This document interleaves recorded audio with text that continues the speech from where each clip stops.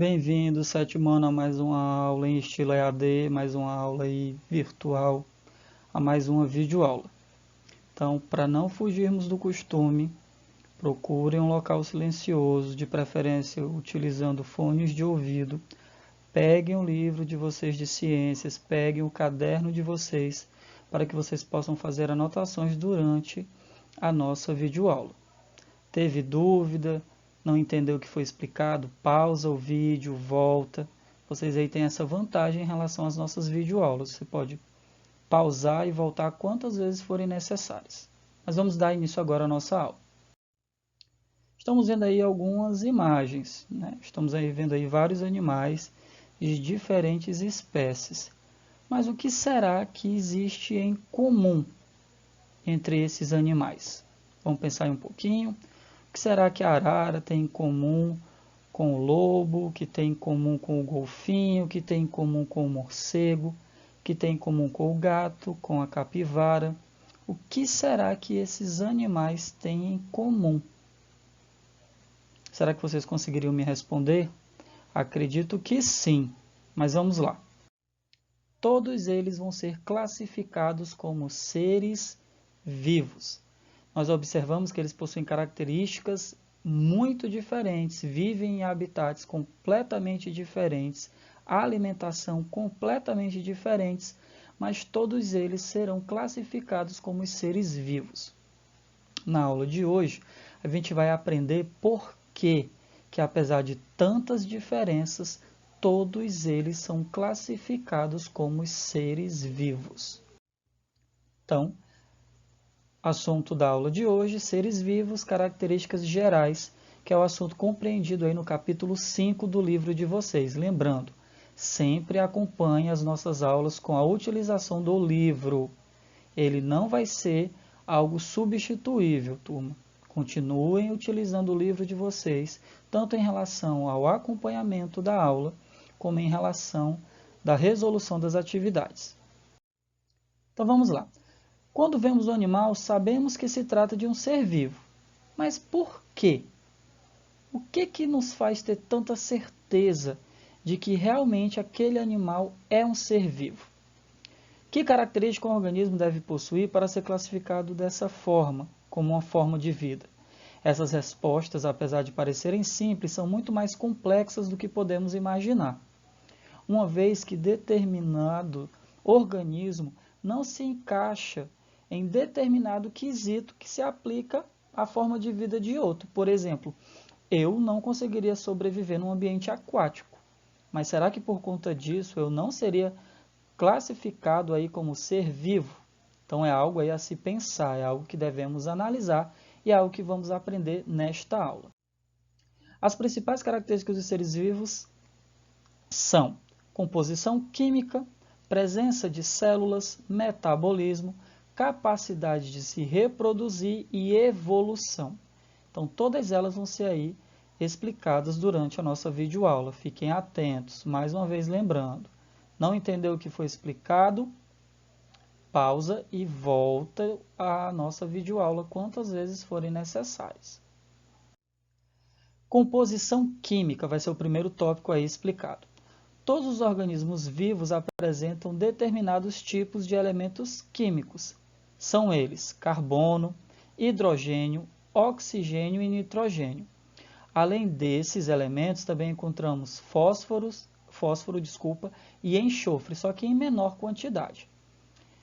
Nomes que talvez sejam já familiares a vocês, mas que só serão estudados em uma disciplina chamada Química, que vocês vão começar a estudar a partir do ano que vem, no nosso 8º ano.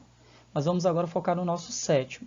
Então, mais uma vez, quais são aí os elementos que compõem o ser vivo? Carbono, hidrogênio, oxigênio, nitrogênio, enxofre e fósforo, esses dois últimos em menor quantidade.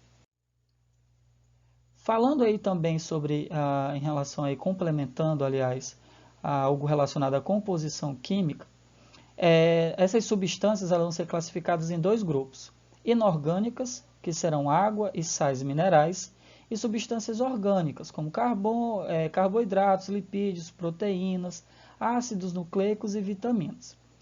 O que vai diferenciar uma substância inorgânica de uma substância orgânica é a presença do carbono, tá certo, turma? Então, nós, seres humanos, seríamos classificados de que forma? Substância orgânica ou inorgânica? Muito bem. Se temos carbono na nossa composição, nós seremos substâncias o quê? Muito bem, turma. Orgulho de vocês. Então, dando continuidade. Opa, células. Isso aí já é um assunto conhecido por vocês. As células são as unidades funcionais e estruturais dos seres vivos, estando presentes em todos os organismos vivos, com exceção dos vírus.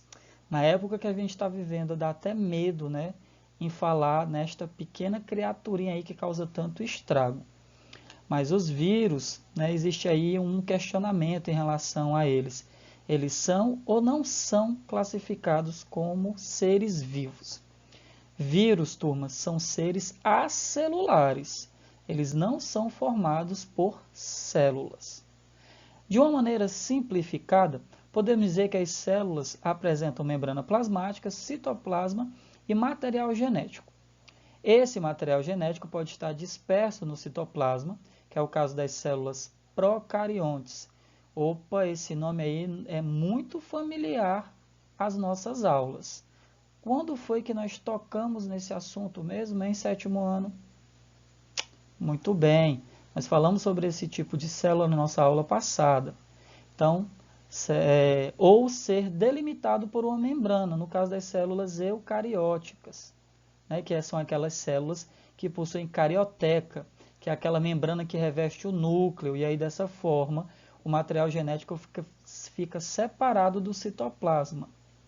Os organismos formados por apenas uma célula são chamados de unicelulares, e aqueles formados por mais de uma célula são classificados multicelulares ou pluricelulares, assunto que nós já falamos na aula anterior.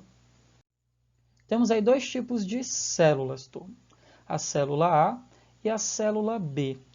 Qual delas seria a célula procariótica e qual delas seria a célula eucariótica? Muito bem. A célula A vai ser a nossa célula procariótica, porque aí é uma bactéria. E a nossa célula B vai ser uma célula eucariótica. Opa, próximo assunto aí, material genético. Todos os seres vivos apresentam material genético, o qual é responsável por transmitir as características de um ser vivo para a próxima geração, o que nós chamamos de hereditariedade, e controlar as atividades que serão realizadas pela célula. O material genético é formado por um ou dois tipos de ácidos nucleicos. Por que eles são chamados assim? Porque na sua grande maioria eles se localizam no núcleo da célula. São eles DNA e RNA. E com certeza vocês já ouviram falar em DNA, principalmente na hora de saber quem é o pai da criança. Quem é o pai da criança? Como é que a gente descobre isso? Através do teste de DNA, por conta das características hereditárias que são transmitidas. Metabolismo. Os seres vivos apresentam no interior de seu corpo reações químicas, né? O nosso corpo está constantemente aí realizando atividades. E essas atividades são chamadas de metabolismo. E aí o objetivo disso é a obtenção de energia. Para se obter energia, o nosso corpo precisa realizar metabolismo. Ao conjunto dessas reações, chamamos metabolismo. Existem reações que estão relacionadas com a síntese, com a construção de moléculas, sendo esses processos chamados de anabolismo. E existe ainda o catabolismo, que consiste na destruição de partículas para a liberação de substâncias mais simples. Só para vocês entenderem melhor, para vocês diferenciarem uma reação classificada como anabolismo ou catabolismo, é só lembrar dos anabolizantes, que não deve ser usado de forma alguma, ok, turma? Faz mal à saúde, causa sérios danos à nossa saúde. Mas só para vocês entenderem melhor a diferença entre anabolismo e catabolismo. Quando a gente fala de anabolizante, para que a pessoa toma o anabolizante? O que não é indicado? Para o músculo crescer, né? Então, nas reações anabólicas, vai ter aí, então, uma substância mais simples sendo transformada numa substância mais complexa, né? Já o catabolismo é o inverso. Entender o anabolismo, automaticamente o catabolismo você vai saber diferenciá-lo. Anabolismo, substâncias mais simples, moléculas mais simples, serão transformadas em moléculas mais complexas. Já o catabolismo, moléculas mais complexas vão ser transformadas em substâncias mais simples, em moléculas mais simples. É só lembrar do anabolizante, que, mais uma vez dizendo, faz mal à nossa saúde. É importante salientar que os vírus não apresentam seu próprio metabolismo e, por isso, devem parasitar uma célula para que possam se reproduzir. Por conta dessa característica, turma, os vírus são classificados como parasitas intracelulares obrigatórios, justamente por eles não apresentarem metabolismo próprio. Nutrição, que é uma outra característica atribuída aos seres vivos. Os organismos vivos necessitam de energia, lembra aí, relacionado ao metabolismo, não está? E essa energia é conseguida pela nutrição, pela alimentação. Os organismos vivos podem ser divididos a partir do critério de nutrição em autotróficos e heterotróficos. Os autotróficos obtêm energia por meio de processo como a fotossíntese, e os heterotróficos obtêm energia a partir da quebra de produtos provenientes de outros seres vivos. De uma maneira simplificada, podemos dizer que os seres autotróficos são capazes de produzir seu próprio alimento, enquanto os heterotróficos não. Então, nós, seres humanos, somos classificados aí como seres heterotróficos, porque nós precisamos nos alimentar. A gente não consegue, sem a alimentação, sem a ingestão de alimentos, obter energia. A gente não consegue produzir o nosso próprio alimento. Após a nutrição, os organismos realizam reações químicas, que são chamadas de que mesmo, hein, turma? Muito bem, de metabolismo, para que a energia seja obtida e utilizada posteriormente. O processo de produção de energia é chamado de respiração celular, que são reações que ocorrem no interior da célula. Capacidade de responder a estímulos, uma outra característica bem interessante atribuída aos seres vivos. Os seres vivos são capazes de responder a estímulos do meio ambiente, uma propriedade conhecida como irritabilidade, né? Quando a gente ouve a palavra, a gente acha que está relacionada à irritação, o que de certa forma é uma resposta a um estímulo que está sendo feito a nós, certo? Então, capacidade de responder a estímulos é chamada de irritabilidade. Como, por exemplo, podemos citar o fechamento dos fólitos de uma planta sensitiva ao toque ou ainda a fuga de um animal diante de um perigo iminente. Então, essas plantas sensitivas, quando a gente toca nas folhas, as folhas meio que se fecham, elas fazem esse movimento aqui, Elas se fecham porque elas estão reagindo a um estímulo do meio externo. Chamamos isso de irritabilidade. Olha só que interessante. Temos aí uma planta que está dentro de uma caixa e essa caixa possui um único furo na sua parte superior. Olha a posição da planta. A planta ela vai buscar a fonte de luz. Ela vai procurar aí a origem da luz. Então, ela também está respondendo a um estímulo do ambiente. Irritabilidade também. Reprodução, também uma outra característica aí atribuída aos seres vivos. Os seres vivos são capazes de reproduzir-se, ou seja, produzir descendentes. A reprodução pode ocorrer de duas formas, turma, sexuada ou de maneira assexuada. Na forma sexuada, ocorre o envolvimento, na forma sexuada ocorre o envolvimento de gametas, na assexuada não. Vamos entender um pouquinho melhor essa diferença entre reprodução sexuada e reprodução assexuada. Olha só, a reprodução sexuada ela é mais vantajosa para as espécies do que a assexuada. Agora, por que, professor, que a assexuada é mais vantajosa que a assexuada?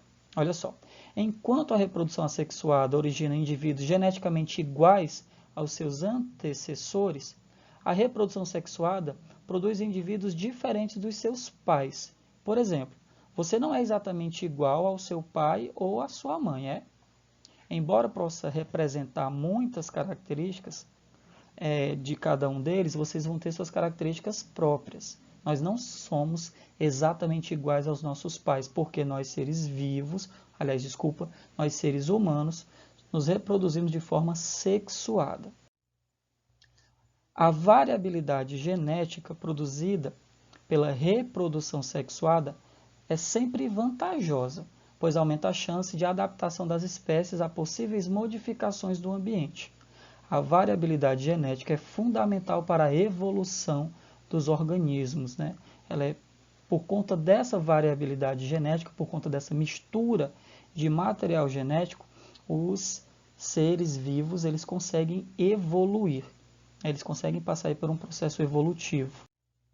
E aí, já falando em evolução, todos os seres vivos estão sujeitos aos processos evolutivos, ou seja, sofrem modificações ao longo do tempo. Um dos fatores que causam a evolução é o surgimento de mutações. E o que seriam mutações? Modificações que ocorrem na molécula do DNA, já que essa molécula ela é responsável pelas nossas características e leva ao surgimento de novas características que talvez não estivessem presentes em nossos ancestrais. Essas modificações podem ser transmitidas aos descendentes, porque nós já vimos que ocorre aí algo chamado hereditariedade. As mutações, como eu já falei no slide anterior, mas só reforçando, que são alterações que ocorrem ao acaso no material genético dos seres vivos, provocam o aparecimento de novas características. Estas novas características podem ser vantajosas para a adaptação do ser ao ambiente ou não. Esse fenômeno de sobrevivência dos seres mais aptos foi proposto por Charles Darwin. A gente vai falar um pouquinho melhor sobre eles mais à frente, né? E esse processo foi chamado de seleção natural. As mutações que acabam aí facilitando a adaptação dos seres vivos às mudanças que ocorrem no meio ambiente é chamada de seleção natural. Olha só que interessante. Mais apto não significa ser mais forte. O mais apto em certos ambientes pode ser o com menor tamanho e o que consegue camuflar-se, o que tem mais filhotes, enfim, o que tem características que favorecem a vida e a reprodução no ambiente no qual ele vive. Então, não é o mais forte que sobrevive à seleção natural, é o mais apto, é aquele que tem uma capacidade maior de adaptação a mudanças externas. De acordo com Darwin, o processo de seleção natural age constantemente. A cada modificação no ambiente é possível haver indivíduos antes adaptados que não suportem as novas condições ambientais. Por exemplo, uma mudança drástica no ambiente aquático é a poluição. Desta maneira, peixes antes adaptados às condições da água só irão sobreviver se tiverem algo a mais que os permita viver no ambiente poluído. Este algo a mais pode ser a característica de suportar metais tóxicos na água, que anteriormente não lhe trazia vantagem na reprodução, mas agora traz porque ele consegue sobreviver àquela modificação, àquele novo ambiente, àquela nova condição ambiental. E aí, quando a gente fala de Darwin, o livro também de vocês vai citar Lamarck. Vamos falar um pouquinho sobre essas ideias, né? O que foi? Será que Darwin e Lamarck compartilhavam dos mesmos ideais? Vamos aí dar continuidade. Em sua teoria, Lamarck sustentou que a progressão dos organismos, ou seja, a evolução dos organismos, era guiada pelo meio ambiente. Se o meio ambiente sofre modificações, os organismos procuram adaptar-se a ele. Nesse processo de adaptação, um ou mais órgãos são mais usados do que outros. O uso ou desuso dos diferentes órgãos alterariam as características do corpo, e estas características seriam transmitidas para as próximas gerações. Dessa forma, ao longo do tempo, os organismos se modificariam, podendo dar origem a novas espécies. Segundo Lamarck, portanto, o princípio evolutivo estaria baseado em duas leis fundamentais. A primeira delas, lei do uso ou desuso. No processo de adaptação ao meio, o uso de determinadas partes do corpo, do organismo, faz com que ela se desenvolva. E o desuso acabaria fazendo com que elas atrofiassem e deixassem, e algumas delas até acabassem deixando de existir. É como, por exemplo, Lamarck, com esse pensamento de Lamarck, se eu passasse muito tempo sem utilizar o meu braço, ele iria atrofiando, atrofiando, atrofiando, até deixar de ser completamente útil ao meu corpo. E aí ele acabaria deixando de existir. Um exemplo clássico da lei do uso e desuso é o crescimento do pescoço das girafas, segundo Lamarck, devido ao esforço das girafas para comer as melhores folhagens das árvores que ficavam sempre na parte mais alta. Então, nesse esforço das girafas de esticar o pescoço, segundo a lei do uso e desuso, isso acabou estimulando o crescimento do pescoço das girafas. A segunda lei seria a lei da transmissão dos caracteres adquiridos. Alterações no corpo do organismo provocadas pelo uso ou pelo desuso, acabariam aí sendo transmitidas aos seus descendentes. Olha que interessante. Vários são os exemplos de abordagem lamarxista para a evolução. Um deles se refere às aves aquáticas, que se teriam tornado pernaltas devido ao esforço que faziam para esticar as pernas e assim evitar molhar as pernas durante a locomoção na água. A cada geração, esse esforço produziria aves com pernas mais altas, que transmitiam essas características às gerações seguintes. Após várias gerações, teriam sido originado as atuais aves pernaltas. Então, essa questão vamos entender aqui um pouquinho. É como se uma lei fosse consequência da outra. Enquanto a lei do uso e desuso afirmava que quanto mais a gente utiliza determinada parte do corpo, mais ela se desenvolve, Lamarck também já dizia que, por conta desse esforço, dessa utilização ou não utilização ser constante dentro da espécie, isso consequentemente acabaria sendo transmitido para os descendentes. Esse pensamento aí ficou conhecido como que lei da transmissão dos caracteres adquiridos. Na época, as ideias de Lamarck acabaram sendo rejeitadas, não porque falava na herança de características adquiridas, mas por falar em evolução, que até aquela época não se sabia nada sobre herança genética. E acreditava-se que as espécies eram imutáveis, que era aquela ideia do fixismo. Não havia evolução de espécie.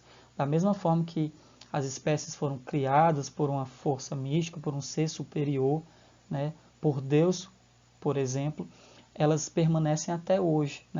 Então, por conta de Lamarck ter trabalhado essa ideia, ter abordado essa temática de herança genética, as ideias dele, na época dele, acabaram não sendo aceitas.